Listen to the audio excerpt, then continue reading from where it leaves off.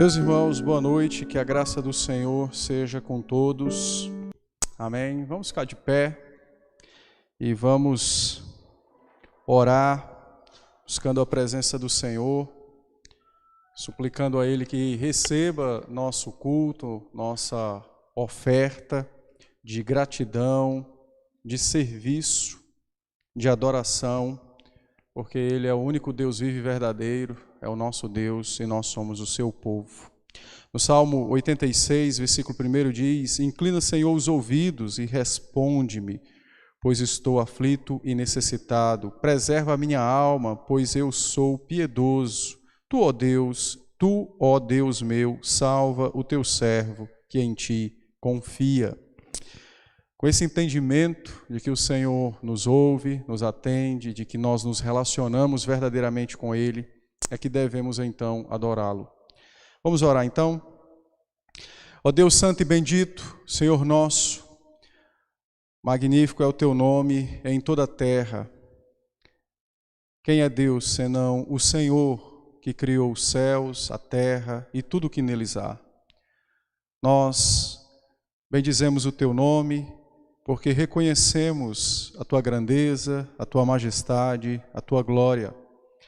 Também bendizemos o teu nome, ó Deus, porque não há outro, a não ser o Senhor, digno de receber o louvor, a honra e a glória. Não há outro, a não ser o Senhor, digno de ser adorado, cultuado e amado. E por isso que nós nos encontramos nessa noite, Senhor, no teu santo dia, neste local que foi reservado e consagrado para a honra do teu nome, para o culto da tua santa e bendita pessoa. Nós louvamos o Senhor, ó Deus, porque conhecemos todas estas coisas e também louvamos o Senhor porque nós somos o teu povo. O Senhor, como diz a palavra, por meio do Senhor Jesus Cristo, comprou-nos pelo precioso sangue vertido na cruz. Somos tua propriedade real, como diz o apóstolo Pedro, somos o teu povo. E se nós somos o teu povo, então o Senhor é o nosso Deus, é o nosso bom Pai, é o nosso bom Senhor. O Senhor é aquele que nos possui, como diz a Escritura, como propriedade particular de quem o Senhor tem ciúmes. Bendito seja o Senhor por isso. Agora, Pai, ouve então o nosso desejo. O nosso desejo é adorar o Senhor. O nosso desejo é louvar o Senhor, é servir o Senhor. O nosso desejo é entoar cânticos que expressem toda a nossa afeição para com o Senhor.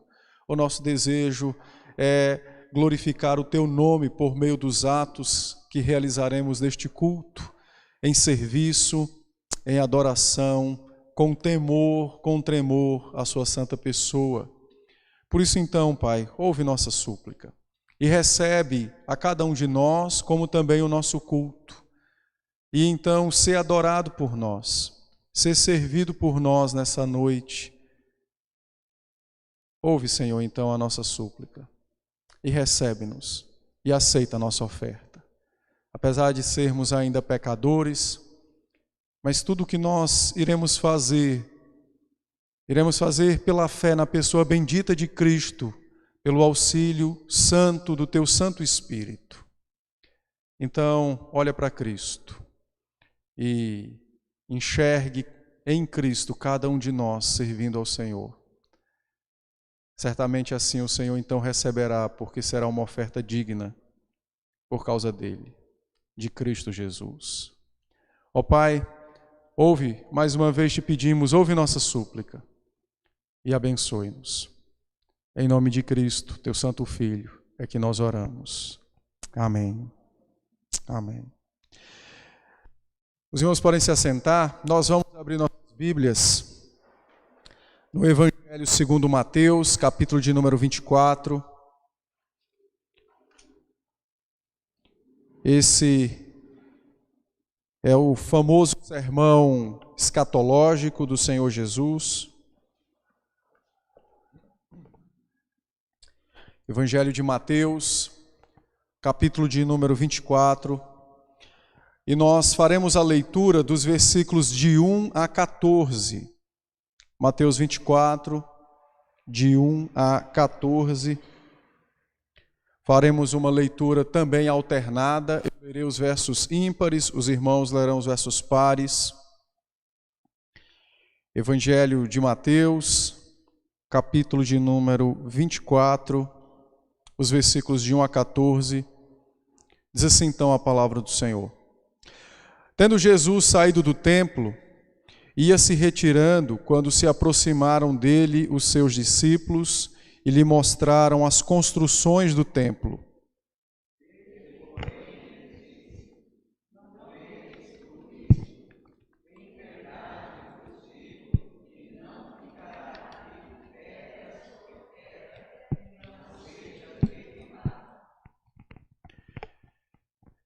No Monte das Oliveiras, achava-se Jesus assentado quando se aproximaram dele os discípulos em particular e lhe perguntaram: Dize-nos, quando sucederão estas coisas e que sinal haverá da tua vinda e da consumação do século?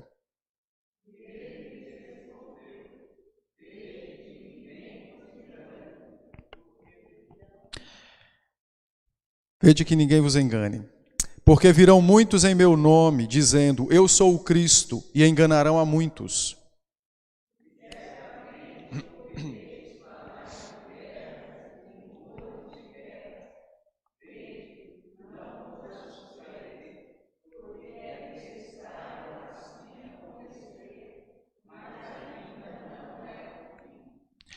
Porquanto se levantará nação contra nação, reino contra reino, e haverá fomes e terremotos em vários lugares.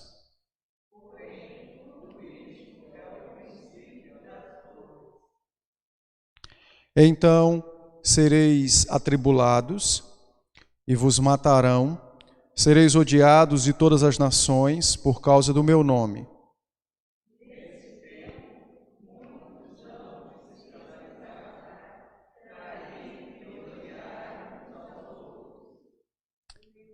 Levantar-se-ão muitos falsos profetas e enganarão a muitos.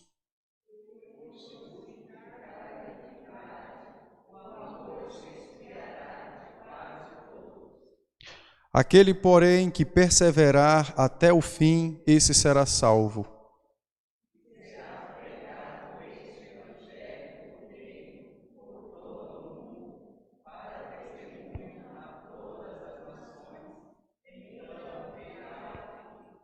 Amém, pela palavra do Senhor.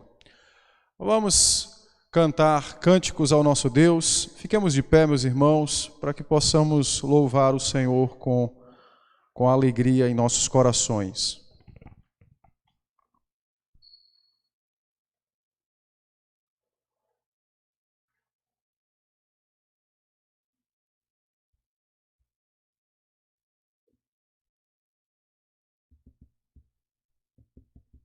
Vamos cantar o hino de número 4. Só preciso ligar o violão aqui.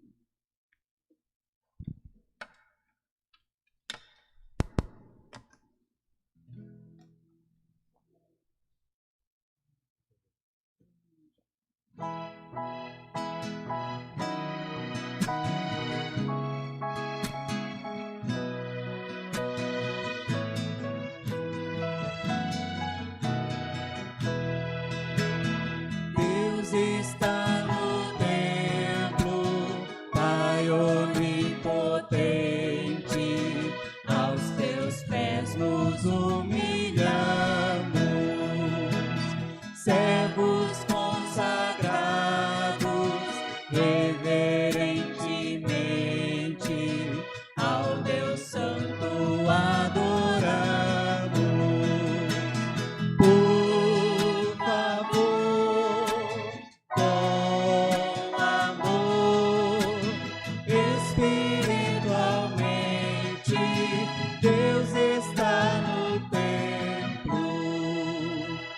Cristo está no templo, sumo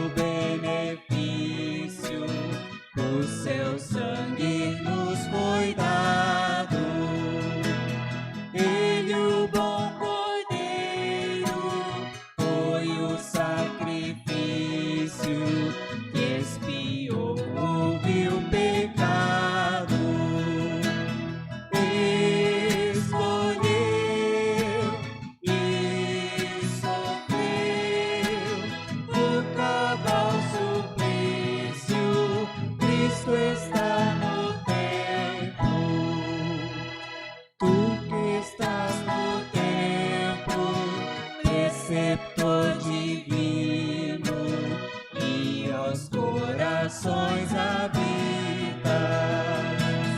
Tu, paciente mestre, dá-nos teu ensino, aclarando as leis benditas. Que prazer conhecer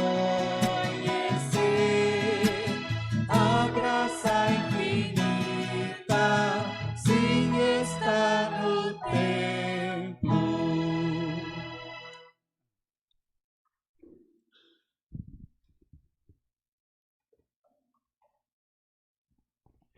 Os irmãos podem se assentar. Nós vamos orar nesse instante e vamos confessar ao Senhor as nossas faltas, pedindo a Ele que nos perdoe os nossos pecados, confiando naquele bendito Salvador do qual acabamos de entoar cânticos, que Ele é poderoso para nos perdoar os nossos pecados. O texto que nós lemos foi o texto de Mateus, capítulo 24, os versos de 1 a 14. Esse texto é um texto muito importante, onde o Senhor Jesus, por diversas vezes, adverte que um dos sinais que manteria a igreja sempre alerta acerca do seu retorno seria a presença de falsos mestres, de enganadores, de falsos cristos. E nós, então, precisamos nos examinar e ver acerca de nossa fé, nossas práticas, nossas posturas, nossos pensamentos, nossos desejos. É possível que haja algum desvio em uma dessas áreas com relação a Cristo e sua vontade. E olhando por esse ângulo, então é possível que nós, ainda que sejamos crentes em Cristo, estejamos, de algum modo, nos comportando como um falso profeta, quando nós aderimos, quando nós praticamos, quando nós falamos algo que não é de Cristo, mas dizemos ser dele. Então, examinemos nossa vida familiar, trabalho, finanças, escolar, os nossos relacionamentos, examinemos aquilo que cremos, aquilo que desejamos, aquilo que pensamos, e ao término do nosso exame, então coloquemos isso diante do Senhor em oração. Nós vamos orar por alguns momentos de forma silenciosa, depois de uns instantes de oração silenciosa, então o nosso irmão Sidney, presbítero Sidney, fará uma oração audível e agradecerá ao Senhor o perdão concedido. Oremos.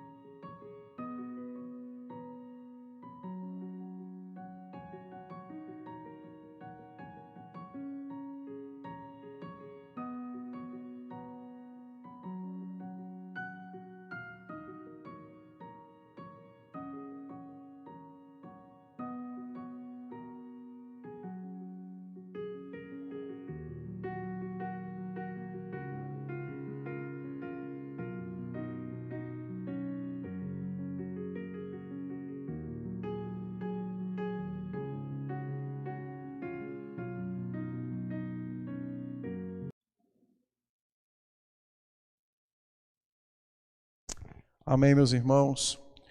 Conforme diz o Evangelho segundo João, capítulo de número 1, versículo 29, diz que no dia seguinte viu João a Jesus, que vinha para ele, e disse: Eis o Cordeiro de Deus que tira o pecado do mundo. Essa é a nossa certeza, o Cordeiro de Deus tirou o nosso pecado.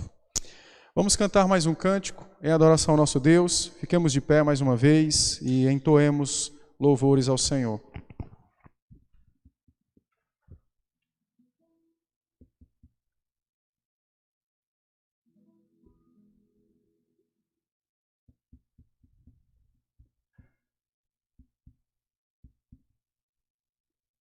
Vamos cantar Glória para sempre ao Cordeiro de Deus.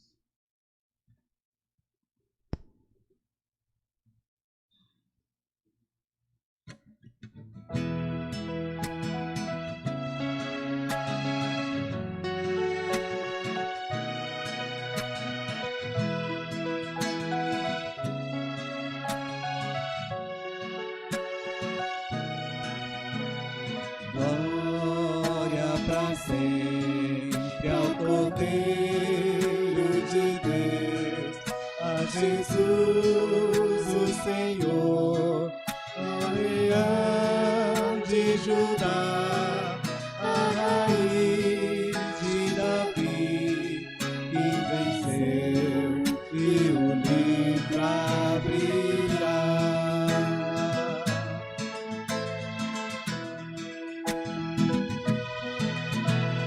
Glória para sempre ao Cordeiro de Deus, a Jesus o Senhor, ao Leão de Judá, a raiz de Davi, que venceu e o livro abrirá.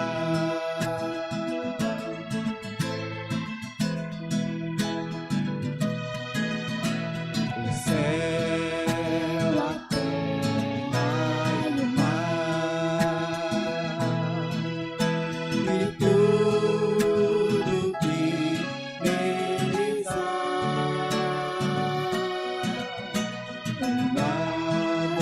adorará e confessará: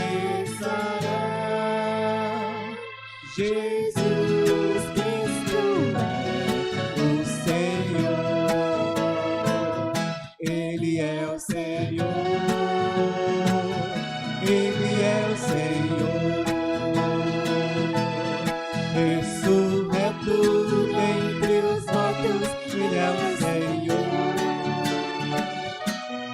Todo joelho se dobrará, toda língua confessará que Jesus Cristo é o Senhor. Ele é o Senhor. Ele é o Senhor. Ressurreto dentre os mortos, Ele é o Senhor. Todo joelho se dobrará, toda língua confessará que Jesus Cristo é o Senhor.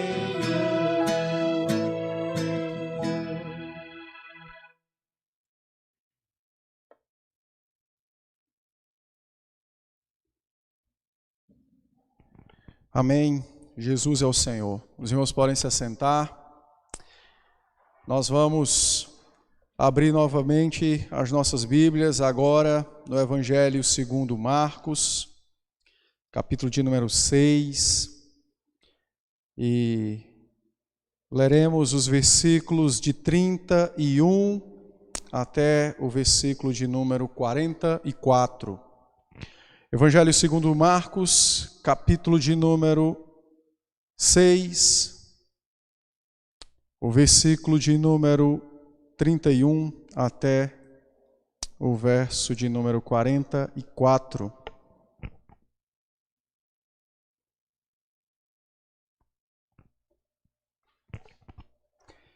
Evangelho de Marcos, capítulo de número 6, do 31 ao 44. Nós iremos ler desde o 30, para melhor entendimento. Eu farei a leitura e os irmãos acompanharão nas suas Bíblias. Diz assim a palavra do Senhor. Voltaram os discípulos à presença de Jesus e lhe relataram tudo quanto haviam feito e ensinado. E ele lhes disse: vinde repousar um pouco à parte, num lugar deserto, porque eles não tinham tempo nem para comer, visto serem numerosos os que iam e vinham.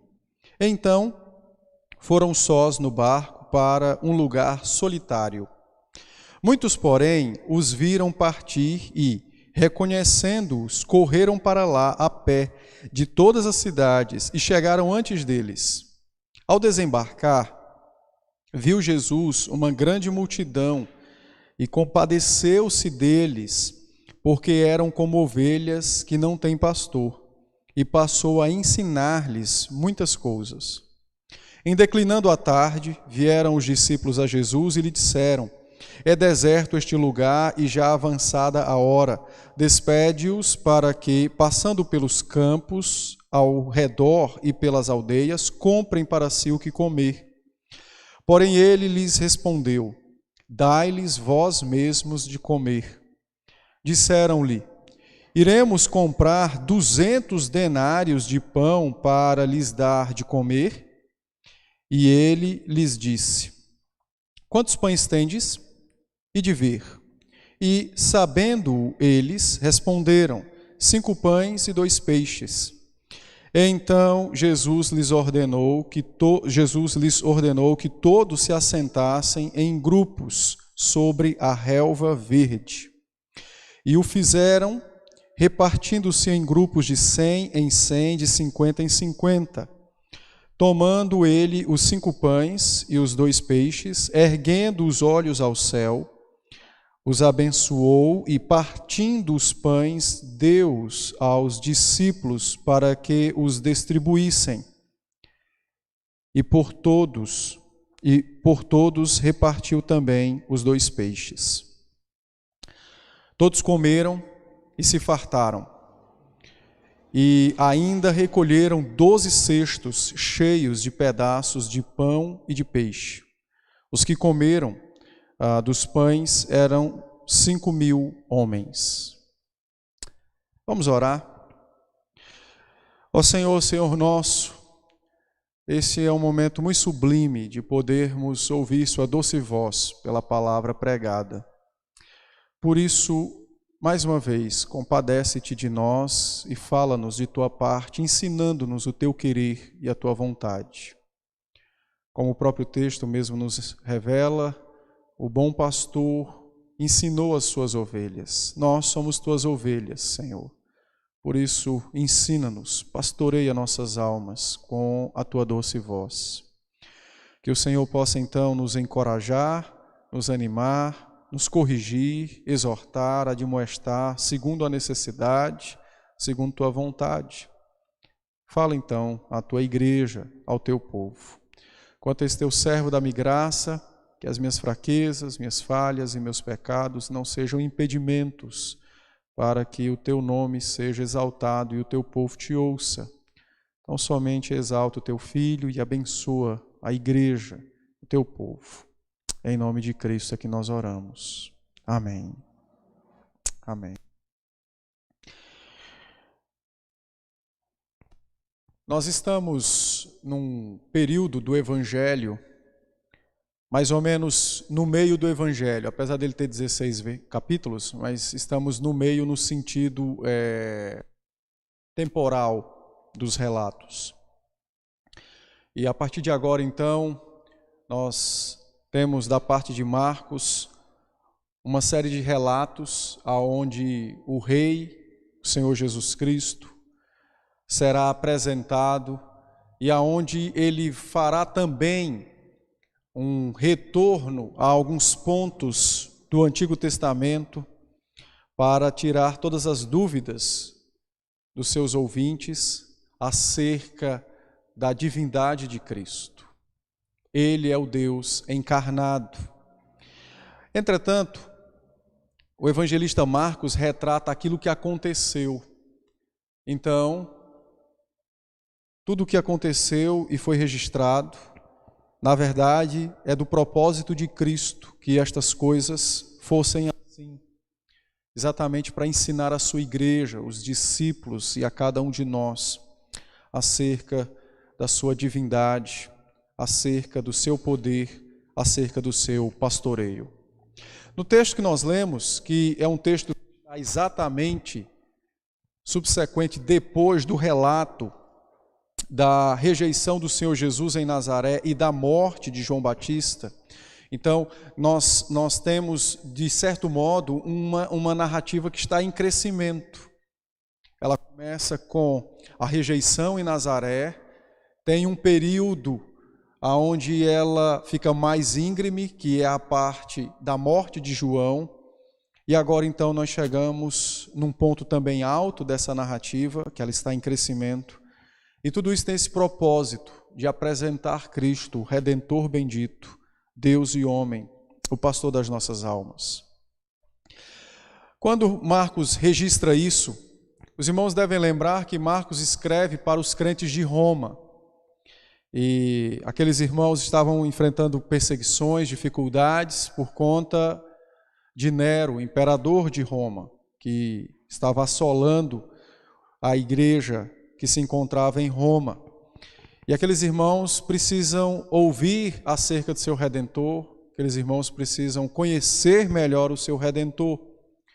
Porque quando nós lemos o Antigo Testamento, por exemplo, nós encontramos homens que são apresentados propositalmente nas Escrituras como homens muito fortes e poderosos. Homens como Moisés, que com um cajado enfrenta o maior império da época, o Império Egípcio. Homens como Elias, como Eliseu, que enfrentaram reis pagãos, decretaram seca, fizeram chover. Mas agora a igreja se encontra em perseguição e o seu Redentor é alguém que padece na cruz. Então ela precisa entender por que isso acontece. Ela precisa entender por que essas coisas foram assim. E Cristo então ensinou tudo isso por meio desses exemplos, mostrando que ele é maior do que Moisés, maior do que Elias, maior do que Eliseu, maior do que o próprio João Batista, maior do que qualquer outro, porque ele é o Deus encarnado, que ainda que aparente fraqueza, e de fato possuía porque era homem, era vero Deus, com todo poder e muita glória. Entretanto, diferente dos homens que expõem sua glória com coisas que impressionem os olhos, o Senhor Jesus Cristo demonstra a sua glória no pastoreio das suas ovelhas. Aquilo que Cristo faz não é exatamente para impressionar os olhos, mas sim para acalentar as almas. Em primeiro lugar, o texto nos mostra isso, esse supremo pastor que pastoreia suas ovelhas, que mostra sua glória no cuidado com as almas das suas ovelhas, nos versículos 31 e 32, quando o Senhor recebe os discípulos que haviam ido por várias cidades para pregar o Evangelho, e então agora o Senhor os recepciona e diz a eles: vinde repousar por um pouco. Eles haviam voltado de uma jornada, eles haviam andado por várias regiões pregando a palavra. Talvez eles não apenas estavam cansados dessa viagem, mas também dos trabalhos locais aonde Cristo estava, possivelmente em Cafarnaum. O texto nos diz que eles quase não tinham tempo para comer por conta das multidões que os buscavam. Então Jesus disse a eles: vinde repousar. Vinde descansar por um pouco. O Supremo Pastor providencia aquilo que a alma de suas ovelhas necessitam. E naquele instante, Aqueles homens, os apóstolos, não precisavam de cura, não precisavam de milagres, eles precisavam de quietude. Um momento para descansar, para repousar, um momento para aquietar-se. E o Senhor Jesus Cristo, o bom pastor, não ignora as necessidades das suas ovelhas. Ainda que para alguns, talvez o descanso seja de pouco valor quando se compara com a necessidade de uma cura em caso de doença. Mas para Cristo, as necessidades das suas ovelhas, sejam elas uma cura de algo ou um simples descansar, é tão importante quanto.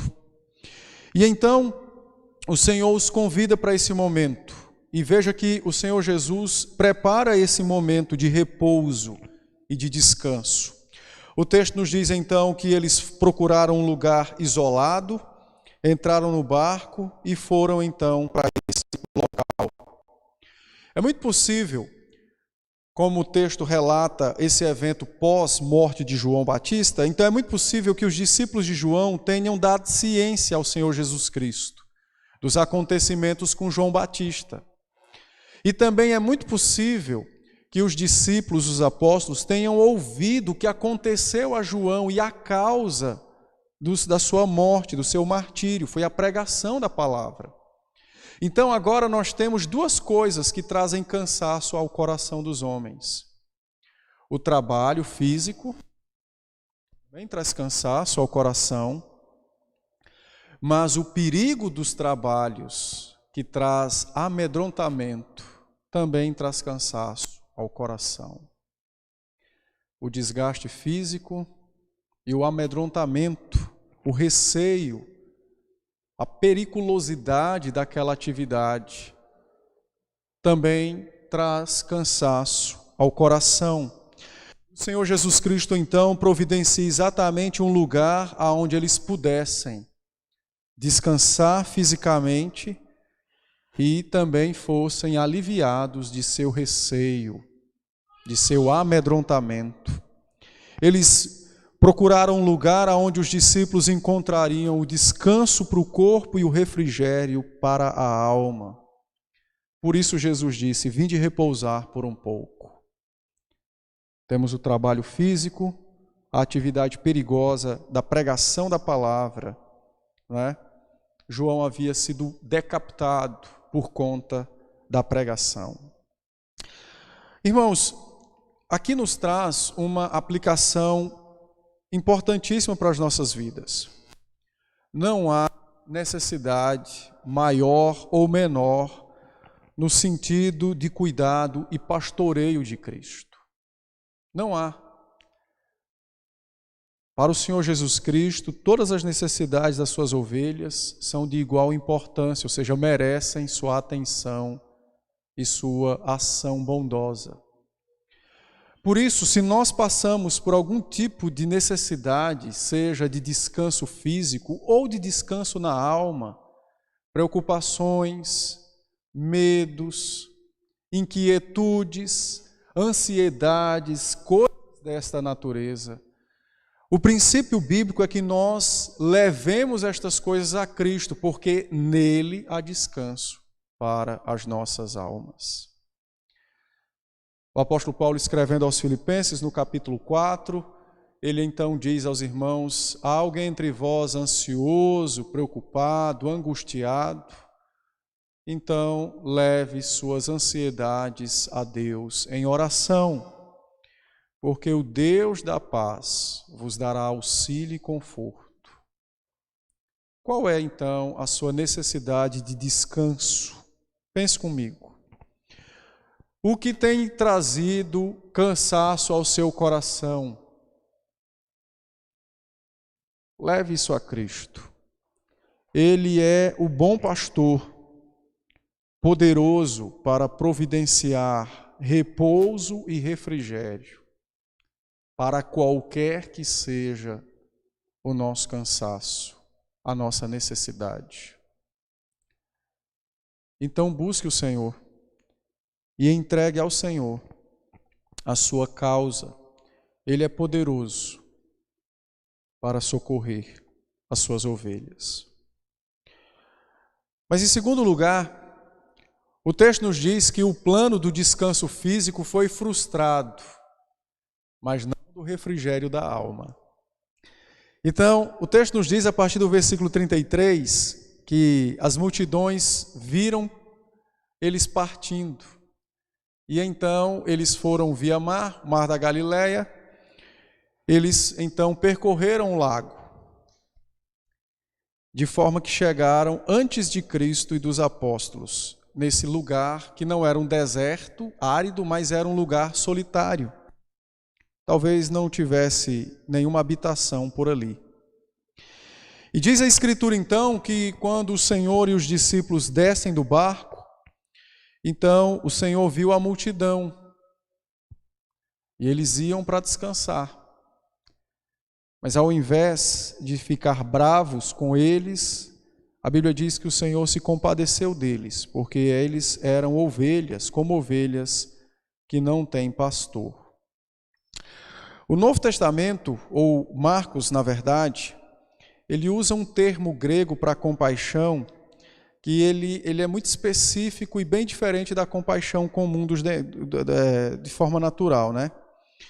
Ele usa o termo grego que significa uma preocupação que leva a pessoa para o auxílio ativo. Ou seja, é uma compaixão não apenas de ver alguém em necessidade e me condoer com ela, mas foi uma compaixão de tal maneira que Cristo tinha que agir ativamente para socorrer aquelas pessoas. Esse verbo era usado geralmente para escrever em intensidade quando havia uma simpatia entre uma pessoa e outra. E o Senhor então manifesta a sua compaixão exatamente considerando aquelas pessoas não como intrusas, nem muito menos como meras necessitadas, mas como ovelhas que estavam desprovidas de um pastor. E então o Senhor começa a pastoreá-las. E aqui Cristo então ensina sobre o reino dos céus. É a parte final do versículo 34.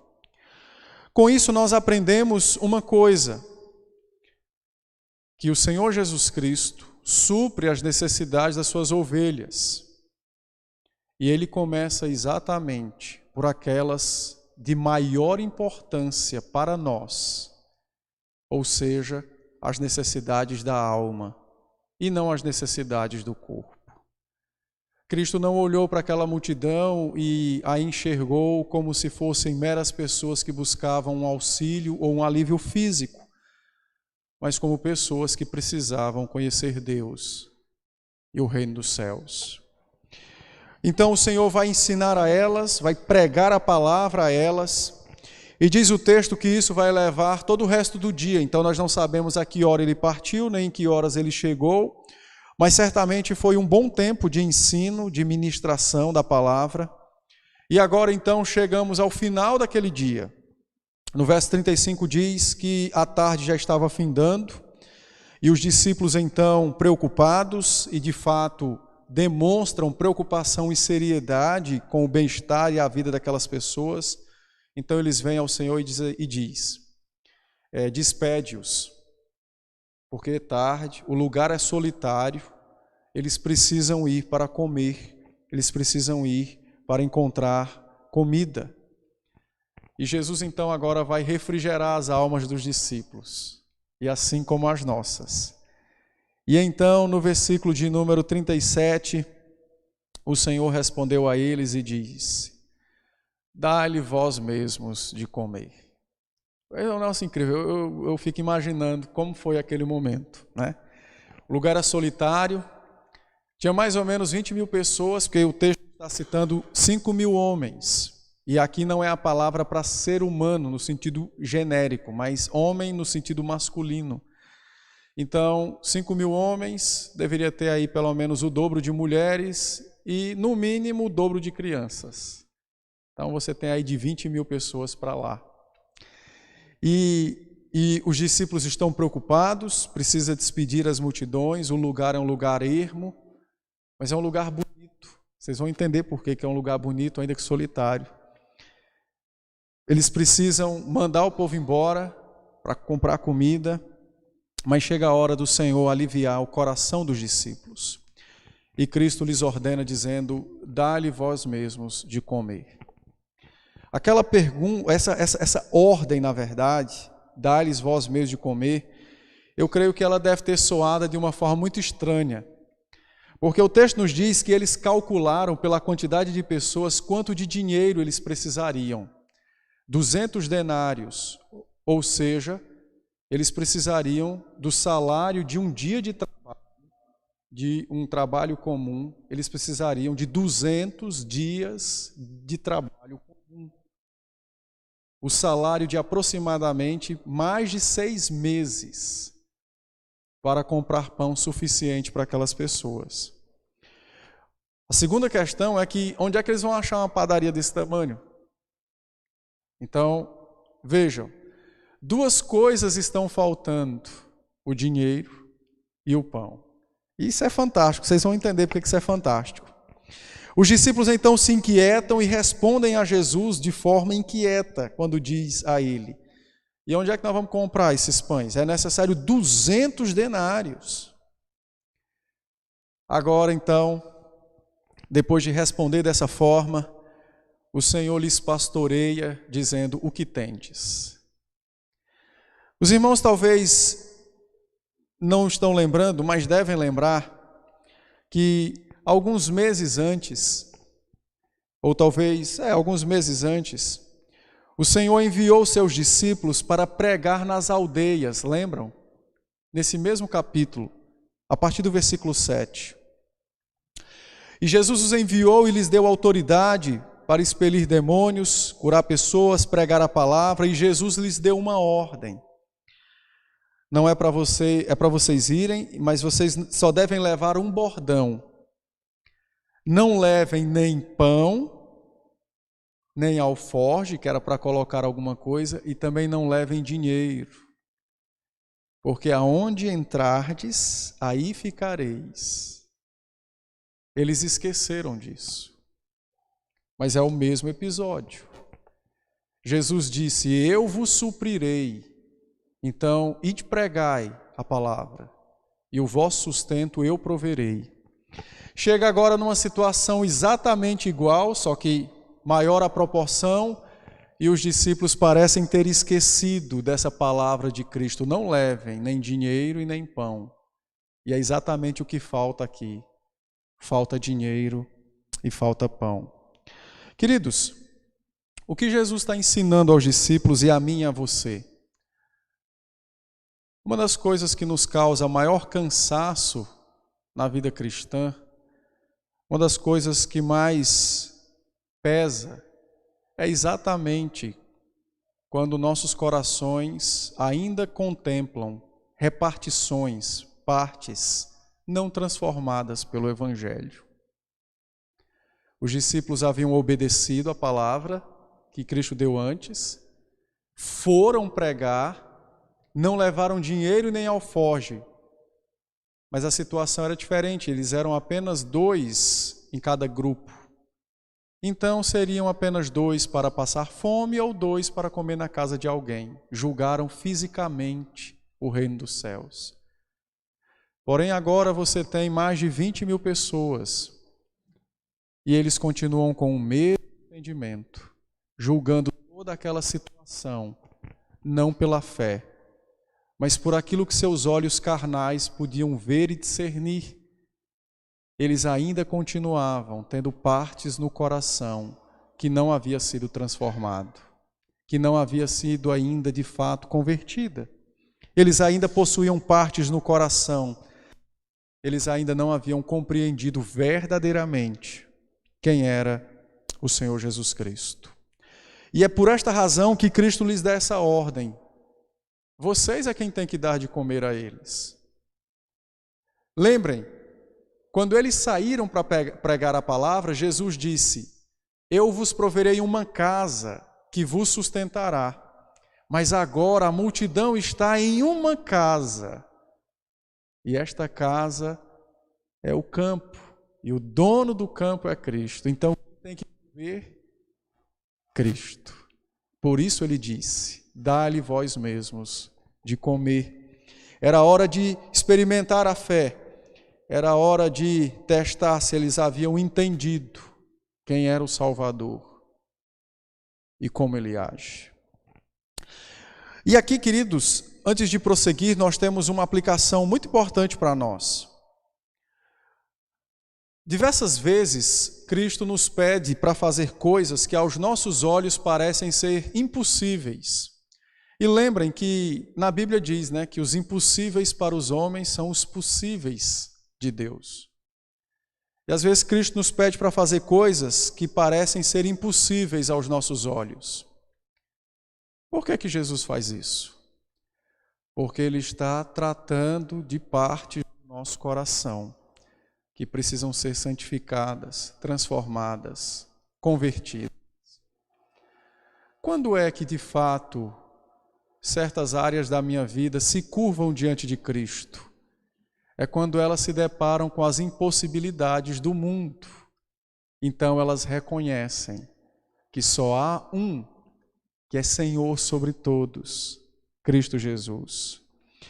Quando Cristo disse aos discípulos: dai-lhe vós mesmos de comer, o Senhor estava dizendo a eles: aprendam a se submeter a mim. Não queiram vocês mesmos transformar o mundo, mas aprendam a se submeter a mim. Só há um que tem poder nos céus e na terra. Poder, suficiência, o Senhor Jesus. E nós aprendemos acerca disso quando Ele vai nos pedindo para fazer coisas que são impossíveis aos nossos olhos, como perdoar alguém, me reconciliar com outro, visitar quem me persegue, não ceder às pressões do mundo no trabalho, na escola, em casa. Você pode examinar e fazer uma lista de todas as situações onde você encontra impossibilidades aos seus olhos. E o propósito de tudo isso, da palavra te exigir um padrão de vida em todas essas áreas, é esse, para que você aprenda a ser dependente. É quando nós nos encontramos na total e real necessidade que aprendemos que somos fracos e que Cristo é poderoso. Aprendemos em meio às dificuldades a exercer a fé e a exercitar a oração. E é isso que Jesus está ensinando os apóstolos. Dá-lhe vós mesmos de comer. Mas eu não posso, então peça a quem pode. E aí, quem pode, vai fazer.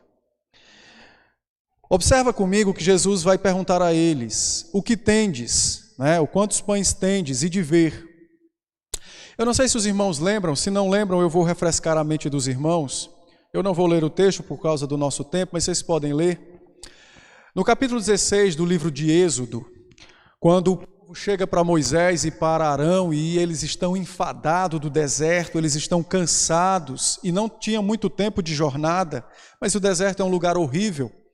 E então eles murmuram contra Moisés e diz: dá-nos pão, senão morreremos. Senão morreremos. E então Moisés e Arão respondem a eles e disseram, né? Por que vocês pedem pão para nós? Por que vocês estão resmungando contra nós? Eu não posso dar pão a essa multidão. Só o Senhor pode fazer isso. Quando os discípulos ouviram Cristo dizer: dá-lhes vós mesmos de comer, Jesus está fazendo com que eles voltem ao deserto. Quando a multidão murmurou contra Moisés e contra Arão e disse: dá-nos pão, e eles disseram: eu não posso fazer isso. Então Jesus faz com que os discípulos voltem seus corações até aquele momento, para que eles possam entender quem é o único que tem pão para dar. Quem é o único que tem pão para sustentar as suas ovelhas? Quem pode alimentar 20.000 pessoas de uma única vez? Jesus quer que eles entendam isso, que eles aprendam sobre isso. E é interessante também observar, meus irmãos, que somente Deus é que pode fazer isso, não apenas trazendo o pão físico, mas também o pão espiritual. Se os irmãos olharem no Salmo 78, os versículos de 52 a 57, há uma profecia relacionada a isso, a essa ação divina, ao bom pastor, àquele que é poderoso para suprir o seu rebanho. Então Cristo está conduzindo os discípulos ao Antigo Testamento, assim como a mim e a você também, para aprendermos que nas impossibilidades da nossa vida há sempre alguém poderoso, completamente poderoso, o Senhor, o nosso bom pastor. Por isso que nós entregamos nossas necessidades a Ele. Ele é o verdadeiro pastor de suas ovelhas. Ele conhece as necessidades do seu povo. O milagre que nós teremos aqui da multiplicação dos pães e peixes, eles estão relacionados a esse evento lá no deserto, de quando o povo murmurou contra Moisés. Mas agora não apenas no livro do Êxodo, mas também no livro de Números, quando de fato o povo murmura contra o Senhor, murmura contra Moisés e contra Arão. E Números, capítulo de número 11, o versículo 22 e 23, a palavra nos diz o seguinte, Números 11, 22 e 23, disse: Porém o Senhor respondeu a Moisés: Ter-se-ão encurtado a mão do Senhor? Ter-se-ia encurtado a mão do Senhor? Agora mesmo verás se cumprirá ou não a minha palavra. Então saiu Moisés e referiu ao povo a palavra do Senhor, e ajuntou 70 homens dos anciãos e pôs ao redor da tenda. Por acaso a mão do Senhor ter-se-á encurtado diante da necessidade daqueles homens e daquelas mulheres de comer pão? Logicamente que não. E é isso que Cristo está mostrando aos discípulos. Está ensinando aos discípulos que só há um poderoso para salvar na terra: Cristo, o Senhor. No livro dos Reis, no segundo livro dos Reis, capítulo 4, os versículos 43 e 44, Elias também fez, ou Eliseu também fez com que comida fosse brotada, né? Do jarro. Ele fez brotar tanto o azeite como o trigo da botija daquela viúva. E tudo isso nada mais foi do que um testemunho da mão do Senhor, de que somente Ele tem poder para dar pão em tempos de fome, de que somente Ele é quem tem poder para sustentar o seu povo. Quando chegamos em Isaías, capítulo 55, os versículos de 1 a 7, Isaías chama o povo e diz: Vinde comprar pão, vinde comer pão, vinde vós sem dinheiro comprar pão para comer pão. Como é que você compra e come uma coisa que você não pode comprar? Isaías está conclamando o povo para celebrar a festa da salvação, que seria exatamente celebrada por meio de um banquete, onde Deus está presente com o seu povo, onde o Messias supre, por meio de um banquete celeste, o seu povo, as suas ovelhas. Então, quando o Senhor Jesus disse: dai-lhe de vós mesmos a comer ao povo, essa palavra não foi algo retórico ou por acaso. Cristo está conduzindo os discípulos aos impossíveis do seu ministério, para que eles pudessem lembrar que eles eram necessitados dele, Cristo, e que somente Ele é quem podia de fato satisfazer as necessidades do seu povo.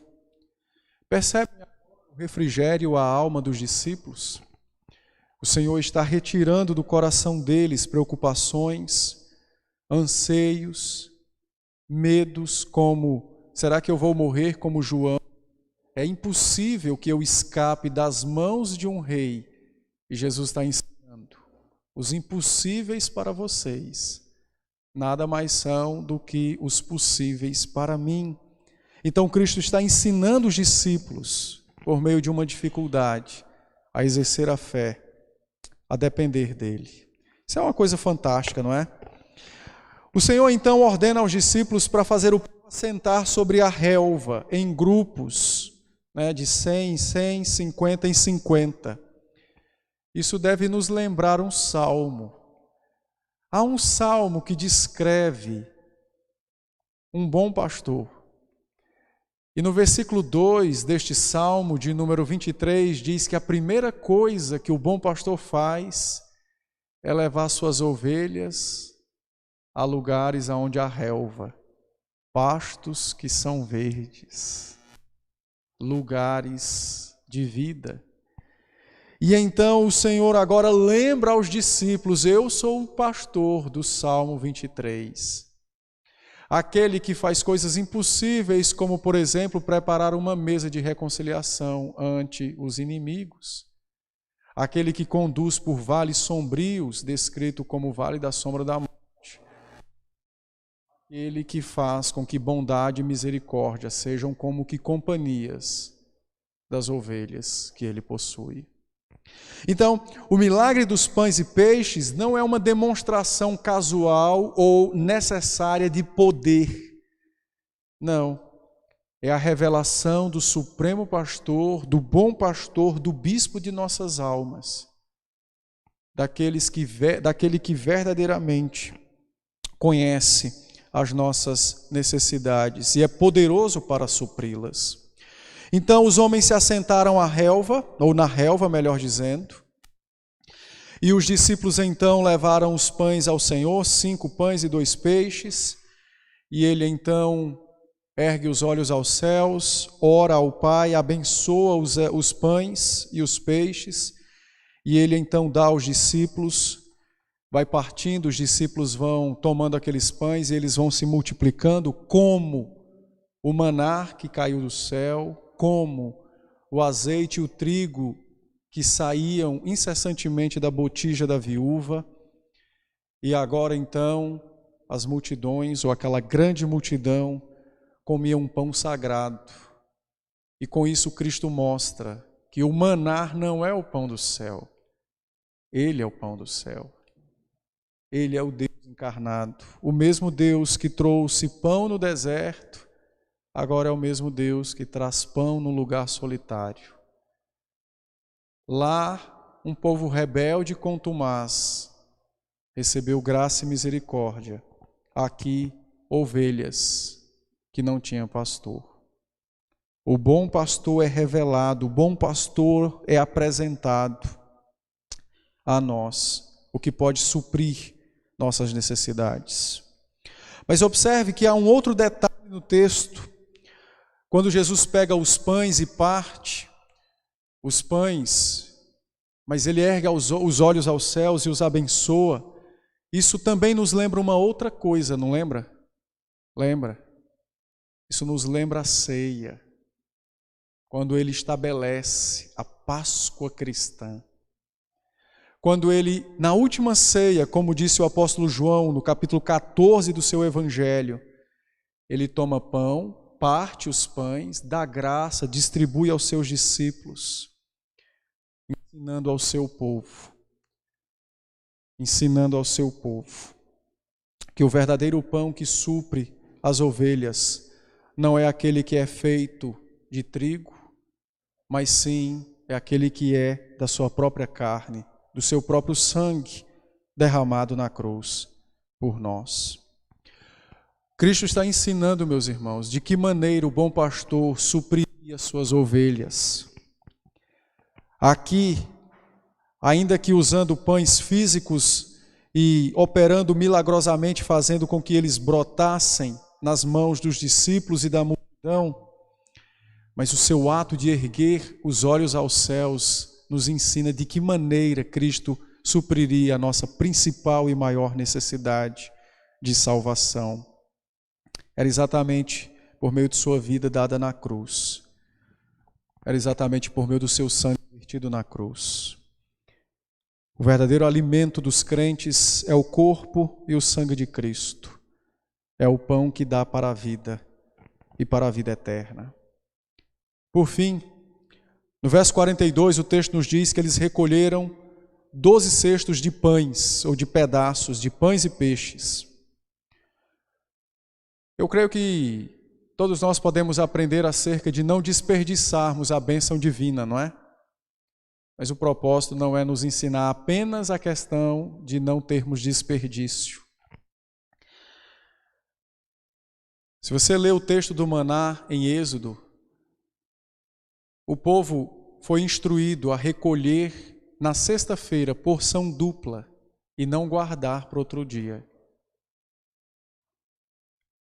Os discípulos são exortados a recolher 12 cestos de pães.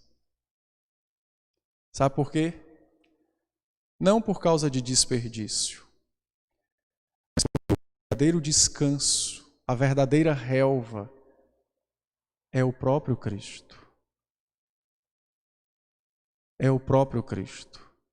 Assim como no deserto, eles tinham que, pela fé, colher o maná de forma dupla na sexta, crendo que ele não estragaria no sábado. Agora os discípulos e aqueles homens não podem ficar com um pão que julguem ser sagrado, porque ele foi multiplicado na frente deles, sem ir ao forno, sem acréscimo de massa. Não é aquele pão que salva os homens, mas é o que opera o milagre que os salva. Então eles recolhem os pedaços, não apenas para ensinar sobre desperdício, mas para lembrá-los o nosso verdadeiro descanso, o nosso verdadeiro repouso, nossa verdadeira relva, o nosso verdadeiro supridor é Cristo, o Senhor. Agora sim, aquelas multidões poderiam ser despedidas, porque tanto o corpo como as almas estavam devidamente alimentados. Eu concluo, queridos, dizendo aquilo que creio que foi o que aconteceu quando a igreja de Roma, que estava em perseguição, ouviu esta palavra. Aqueles irmãos estavam sofrendo por conta do império, muitos haviam sido presos, outros mortos, talvez muitos perderam suas finanças, suas casas, seus bens, muitos fugiram. Talvez aquelas pessoas estivessem preocupadas sobre o que nós iremos comer, aonde iremos morar, o que vestiremos amanhã. E então essa palavra bendita acalma aqueles corações, dizendo: não é Nero quem tem o poder de controlar suas vidas, mas sou eu, o bom pastor, o Deus encarnado. E eu creio que esta mesma verdade é dita a mim e a você hoje.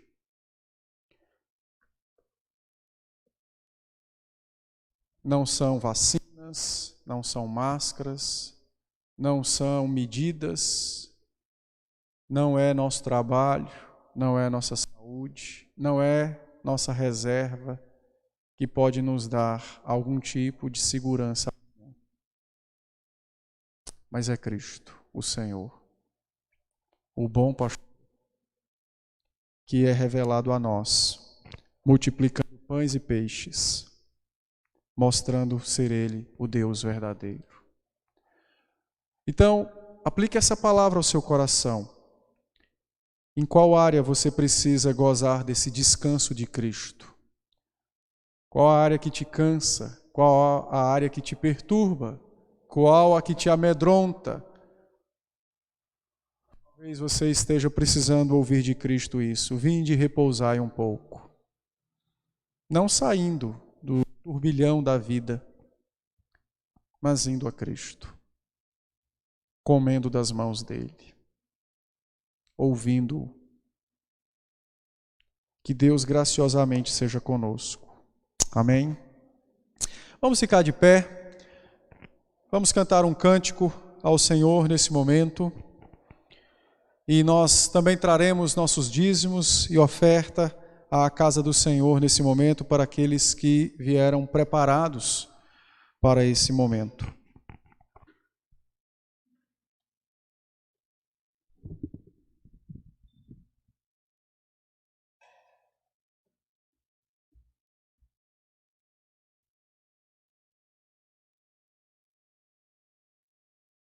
Vamos cantar o Salmo 128.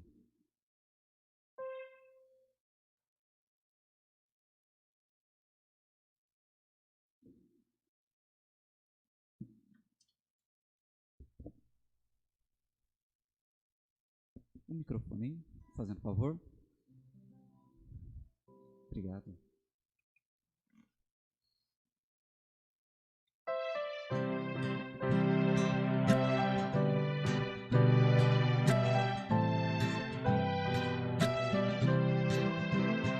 Bem-aventurado aquele que temor tem ao Senhor e que anda nos caminhos de Javé. No labor das tuas mãos, o teu pão granjearás, e feliz então serás, e o bem te seguirá. Tua esposa em tua casa é videira a florescer, quais rebentos de oliveira os teus filhos brotarão. Ao redor da tua mesa todos juntos estarão. Eis a bênção me alcança, quem assim teme ao Senhor. Que o Senhor te abençoe desde o monte de Sião, e em Jerusalém tu vejas todo o bem que haverá. Pelos tempos dos seus dias, pelos anos do viver, filhos dos meus filhos vejas, seja paz sobre Israel.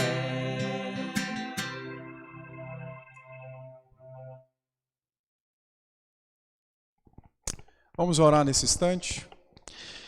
Ó Deus santo e bendito, louvado seja o teu nome pela tua palavra, que nos ensina gloriosamente a pessoa bendita de Cristo, nosso supremo e bom pastor, bispo de nossas almas, que nos conforta, que nos traz descanso e refrigério em nossa vida, em nossa luta contra o pecado, em nossa caminhada cristã.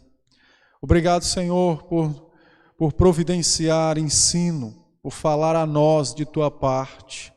Obrigado por nos fazer conhecer com o propósito de amadurecer, de crescer na fé e no nosso relacionamento com o Senhor. Por isso, ajude-nos, a nossa caminhada cristã, a desenvolvermos um relacionamento de maior proximidade com o Senhor, com o Filho bendito, com o Espírito glorioso. E certamente assim, Senhor, honraremos o teu nome e de tua parte gozaremos grande bem por conta da comunhão com Deus bendito. Ó Pai, seja conosco então, seja com as nossas famílias, seja com o teu povo, que aquilo que cantamos agora no Salmo 128 seja cada vez mais realidade em nossa vida. Que tua bênção repouse sobre nossos lares e que o temor do Senhor floresça cada vez mais em nossos corações. Certamente assim, nós viveremos mais e mais para o Senhor. E certamente assim gozaremos cada vez mais da sua bondosa mão que guia, que direciona, do pastoreio bendito de Cristo. Ó Pai, despede-nos em paz, debaixo então da Tua bênção, e seja conosco, dando-nos um bom repouso, um bom descanso nessa noite, o renovo das forças, mais um dia de vida amanhã, se assim for do Teu agrado, mas principalmente que toda essa semana que hoje inicia-se seja uma excelente semana para darmos testemunho do Teu nome neste mundo. Abençoa as nossas famílias, abençoa a nossa igreja, abençoa, Deus, os nossos filhos, fala ao coração e que o Espírito, com as santas influências, traga convicção de salvação ao coraçãozinho deles. Ministre fé e arrependimento para a vida, para que eles possam confessar como nós, que amam ao Senhor. Também nesse momento, ó Deus, nós queremos suplicar ao Senhor o conforto dos céus para com a nossa irmã Márcia, o nosso irmão Jadir e toda a família deles, por conta desse momento de luto. Tem misericórdia, Pai. Conforta e consola a todos eles. Mas que, mesmo em meio a todo esse momento de dor e lágrimas, para aqueles da família deles, ó Pai, que ainda não conhecem Cristo, seja também um momento oportuno para a pregação da palavra e para que eles possam descobrir Cristo, o verdadeiro Consolador, o que tem o pão da vida. Possam ouvir, crer, possam receber a salvação. Usa-nos para isso, se assim for do Teu agrado. Ó Deus, ouve então a nossa súplica. Abençoa os Teus servos, abençoa essa igreja e despede-nos em paz.